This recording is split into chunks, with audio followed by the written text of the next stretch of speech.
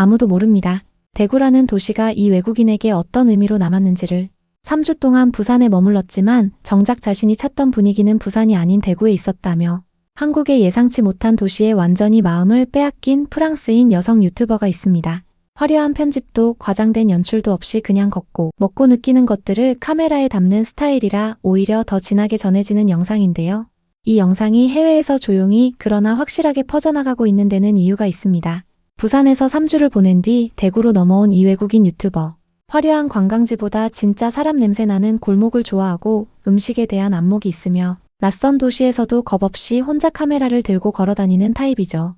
그런 그녀가 대구에 도착하자마자 발걸음을 멈춘 곳은 화려한 관광 명소가 아니라 동네 골목이었습니다.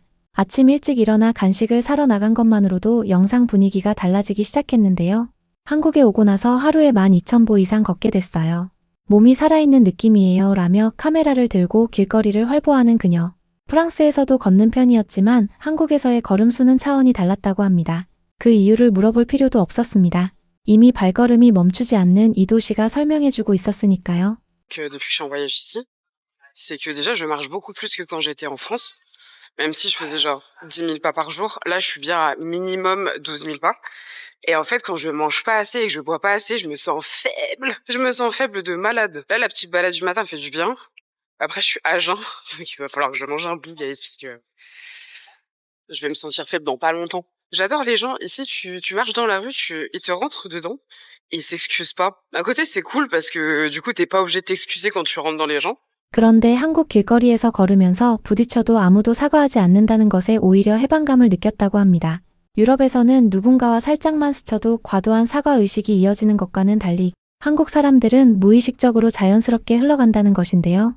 이것도 문화의 차이라면 차이이지만 이 외국인에게는 오히려 편안함으로 다가왔던 것입니다.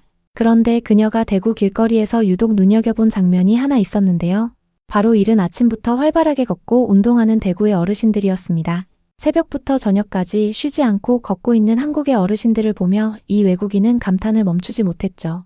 프랑스나 유럽 도시에서는 어르신들이 이렇게 일상적으로 활발하게 생활하는 모습을 보기 어렵습니다. 오히려 집안에 머무는 경우가 대부분이죠. 그런데 한국의 어르신들은 달랐습니다. 공원이든 골목이든 오르막이든 전혀 아랑곳하지 않고 두 발로 세상을 누비고 있었던 것입니다. 여기 어르신들은 아침이고 저녁이고 항상 걷고 있어요. 너무 아름다운 모습이에요 라며 연신 카메라를 들이대는 그녀의 목소리에는 순수한 감탄이 가득했습니다. 오전 산책을 마친 뒤 그날의 본격적인 일정이 시작됩니다. 목적지는 대구 서문시장. 유명 관광지인 서울광장시장과는 전혀 다른 분위기라며 그녀는 여기서 처음으로 한국의 로컬 시장을 제대로 경험하게 됩니다. 광장시장은 이미 인스타그램과 틱톡을 통해 전 세계에 알려진 관광 코스가 됐지만 서문시장은 달랐습니다. 현지 주민들이 생활을 위해 오가는 진짜 시장의 모습이 그대로 살아있었던 것이죠. 외국인 관광객보다 동네 할머니와 아저씨들이 훨씬 많은 그 시장 골목을 누비며 이 외국인은 한국의 또 다른 얼굴을 발견합니다. 한복에서 영감을 받은 전통 의상을 보며 이거 진심으로 사고 싶어요. 프랑스에서 이걸 입고 다니면 어디서 샀냐고 다들 물어볼 것 같아요 라며 한국 전통 문화의 미감에 흠뻑 빠져드는 모습을 보였는데요. 관광지화된 시장이 아닌 살아있는 동네 시장에서 한국을 발견하는 이 장면이 이 영상에서 유독 인상적으로 남는 이유이기도 합니다. 시장을 나온 뒤 카페에 자리를 잡은 두 사람. 그런데 여기서 이 외국인을 당황하게 만든 것은 음식의 맛이 아니라 그 음식의 정체성이었습니다. 에그타르트처럼 생긴 한국 디저트를 한 입. 베어 물자마자 겉보기엔 포르투갈 에그타르트랑 비슷한데 맛은 완전히 달라요. 오믈렛 같기도 하고 짭조름한 파이 같기도 하고 라며 한국 카페 디저트의 독특한 정체성에 고개를 갸웃거립니다. 프랑스에서는 흔히 볼 수 있는 디저트와 외형이 비슷하지만 맛은 전혀 다른 방향이었던 것이죠. 그러면서도 나쁘지 않아요. 추천해요 라는 말을 자연스럽게 덧붙이는데요.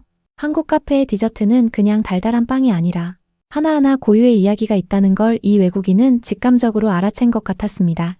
카페에 앉아 수다를 떨던 중 그녀의 귀를 사로잡은 대화가 있었습니다. 저녁에 카라오케를 가자는 얘기였는데요. 대구 카라오케 1시간에 5,000원. 이 외국인은 눈이 휘둥그레집니다. 5,000원에 1시간이요? 이런 가격은 처음 봐요. 당연히 또 가고 싶죠라며 카라오케 가격에 완전히 무너져 버리고 맙니다. 부산에 있는 동안 무려 3번이나 카라오케를 다녀올 만큼 한국의 카라오케 문화에 완전히 중독된 상태였는데요. 유럽의 카라오케 바와 달리 한국의 룸카라오케 시스템은 프랑스에서는 도저히 상상할 수 없는 가격과 품질의 조합이기 때문입니다. 친구들끼리 별도의 방에서 부담 없이 노래를 즐길 수 있는 이 문화는 외국인들 사이에서 한국에서 반드시 해봐야 할 체험 1순위로 꼽히고 있습니다. 그런데 이날 저녁의 진짜 하이라이트는 따로 있었습니다. 바로 저녁 식당에서의 일이었는데요. Trop gentil. Il nous a offert. Il nous a offert des snacks. Premier degré, il Franchement, était archi gentil. À deux doigts d'aller galoche, le mec qui cuisine la viande. Et franchement, il était cute. Et en plus, il était vraiment hyper gentil. Il nous a mis bien du début jusqu'à la fin, les gars. Là, il nous a offert des snacks avant de partir. Sachant qu'il nous a offert une soupe aussi entre-temps. Ouais, il nous a offert une soupe, il nous a offert des fruits à la fin et tout du repas. Enfin, vraiment, il nous a mis Gucci, il était archi gentil, je suis choquée. Le service, l'hospitalité, grave cool. Et même la bouffe, juste la bouffe, franchement, c'était archi bon. C'était super bon. 주문한 음식 외에도 사장님이 먼저 수프를 서비스로 내어주시고 식사가 끝날 무렵에는 과일까지 내어주셨습니다. 아무 말 없이 자연스럽게. 한국에서는 너무나 익숙한 장면이지만 이 외국인에게는 그 자체가 충격이었죠. 사장님이 너무 친절하셨어요. 수프도 서비스로 주시고 마지막엔 과일까지 주셨어요. 음식도 훌륭했지만 그 서비스와 환대가 정말 놀라웠어요. 충격이에요 라며 식사를 마치고도 한동안 그 감동에서 헤어나오지 못하는 모습을 보였는데요. 사실 한국 식당에서 서비스 음식이 나오는 건 우리에게는 그냥 당연한 문화입니다. 밥집 사장님이 국 하나 더 얹어주고 과일 한 접시 내어주는 것. 그런데 이 평범한 한국의 정이 프랑스에서 온 여행자의 가장 특별한 기억으로 남은 것이죠. 프랑스 식당에서는 주문한 것 외에 추가로 무언가를 받는 것 자체가 극히 드문 일이거든요. 식사 후 바로 집에 들어가지 않고 야밤에 대구 거리를 걸어다니는 두 사람. 그런데 이 장면에서 이 외국인은 또 한 번 말문이 막히고 맙니다. 새벽 3시가 됐는데도 카페들이 환하게 문을 열고 있었던 것입니다. 아니 새벽 3시에 아이스 아메리카노를 마시러 카페에 가는 사람이 있다고요? 이게 무슨 일이에요? 라며 도저히 이해할 수 없다는 표정을 짓는 그녀. 그런데 사실 한국의 24시간 카페는 이 나라의 생활 방식과 깊게 연결된 문화입니다. 새벽에도 공부하고 새벽에도 일하고 새벽에도 누군가를 만나는 한국 사람들에게 24시간 문을 여는 카페는 그냥 편의시설이 아니라 생활의 일부인 것이죠. 프랑스에서는 저녁 8시만 돼도 대부분의 가게가 문을 닫는 것과는 완전히 다른 세계입니다. 그 새벽 거리를 걷는 것이 아무런 위험 없이 자연스럽다는 사실 자체가 이 외국인에게는 이미 충분히 놀라운 경험이었습니다. 그렇게 하루가 저물어갑니다. 서문시장도 가고 카페도 가고 전통 서예 가게도 들르고 저녁엔 고기도 먹고 바에서 현지 친구들도 사귀고 이 외국인이 대구에서 보낸 하루는 어느 것 하나 계획한 대로 흘러가지 않았습니다. 박물관은 문이 닫혀 있었고 가려던 봐도 문을 열지 않았죠. 그런데 이 모든 것이 어긋났음에도 영상은 이상하게 풍요롭습니다. 계획이 무너질 때마다 더 좋은 무언가가 나타났기 때문이죠. 그게 친절한 사장님의 서비스 음식일 수도 있고 새벽 거리의 환한 카페 불빛일 수도 있고 전통 서예 가게 할아버지의 웃음일 수도 있었습니다. 한국에서 태어나고 자란 우리에게 이런 하루는 그냥 평범한 하루입니다. 서문시장 골목을 걷고 밥 먹고 밤에 돌아다니는 것.